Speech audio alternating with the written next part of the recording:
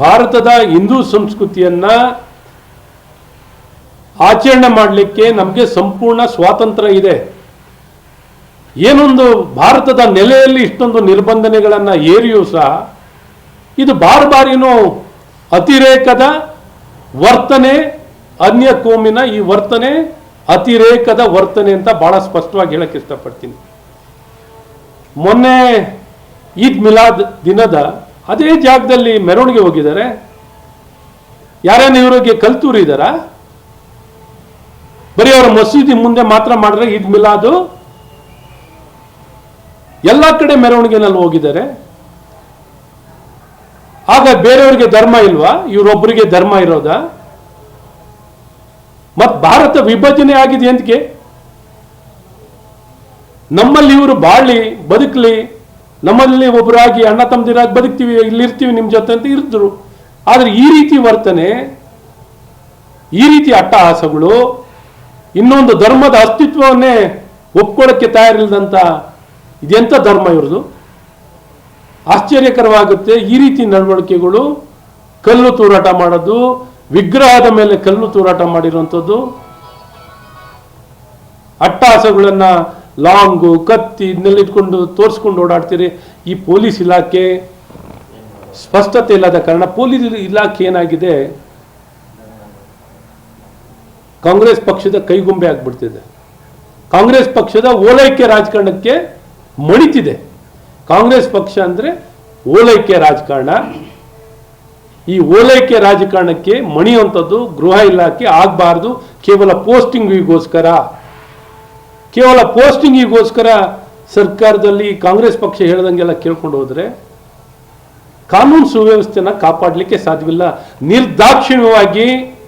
ನಿರ್ದಾಕ್ಷಿಣ್ಯವಾಗಿ ಈ ಘಟನೆಗೆ ಗಲಭೆಗೆ ಕಾರಣಕರ್ತರಾದಂಥ ವ್ಯಕ್ತಿಗಳನ್ನ ಕ್ರಮ ವಹಿಸಿ ಪೂರ್ವಭಾವಿಯಾಗಿ ಇದನ್ನು ತಡೆಗಟ್ಟಲಿಕ್ಕೆ ಮಸೀದಿ ಹತ್ರ ಇದು ಈ ರೀತಿ ಸಮಸ್ಯೆ ನಿರ್ಮಾಣ ಮಾಡ್ತಾರೆ ಅಂದ್ರೆ ಅಲ್ಲಿ ಮುಂಚೆನೆ ಕ್ರಮ ವಹಿಸುವಂಥದ್ದು ಮಾಡ್ಬೋದಿತ್ತು. ಪೂರ್ವಭಾವಿಯಾಗಿ ಅಲ್ಲಿ ತಯಾರಿಯನ್ನು ಮಾಡಿ ಸಂಬಂಧಪಟ್ಟ ಗಲಭೆ ಮಾಡುವಂಥ ವ್ಯಕ್ತಿಗಳನ್ನ ಕ್ರಮವನ್ನು ವಹಿಸ್ಬೋದಿತ್ತು. ಇದುವರೆಗೂ ವಹಿಸಿಲ್ಲ. ಇವತ್ತು ಪ್ರತಿಭಟನೆ, ಅಷ್ಟು ದೊಡ್ಡ ಮಟ್ಟದಲ್ಲಿ ಪ್ರತಿಭಟನೆ ಮಾಡ್ತಿರೋ ಪ್ರತಿಭಟನೆಗಾರರ ಮೇಲೆ ನಿಮ್ಮ ಪೌರುಷ ತೋರಿಸ್ತಿರಲ್ಲ.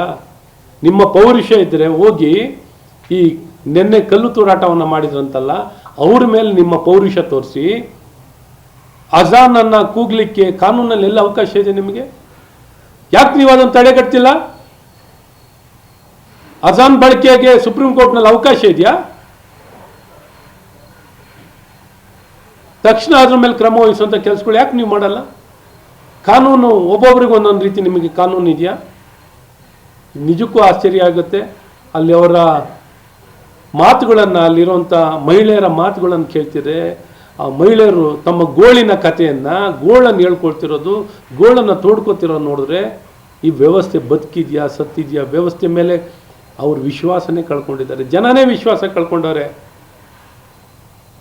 ಓಕೆ, ರಾಜಕಾರಣಿಗಳಾಯಿತು, ಆ ವ್ಯವಸ್ಥೆ ಪೊಲೀಸ್ ಅಧಿಕಾರಿಗಳ ಮೇಲೇ ಜನರು ವಿಶ್ವಾಸ ಕಳ್ಕೊತಿದ್ದಾರೆ ಅಂದರೆ ಇನ್ಯಾವ ವ್ಯವಸ್ಥೆಗಳು ಏನು? ಇನ್ಯಾರನ್ನೆದ್ರು ನೋಡಬೇಕು ಜನ?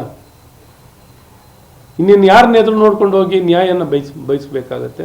ಖಂಡಿತ ಈ ಘಟನೆ ನಡೆದಿರೋದಕ್ಕೆ ನಿಜಕ್ಕೂ ಖಂಡಿಸುತ್ತಾ ಅಮಾಯಕ ವ್ಯಕ್ತಿಗಳು ಇದಕ್ಕೆ ಬಲಿಯಾಗಿರುವಂಥದ್ದನ್ನು ನಿಜಕ್ಕೂ ದುಃಖಕರವಾಗಿರುವಂಥದ್ದು.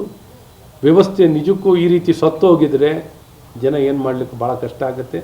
ಈ ರೀತಿ ಅನ್ಯ ಧರ್ಮ ವ್ಯಕ್ತಿಗಳು ಅರ್ಥ ಮಾಡ್ಕೋಬೇಕು.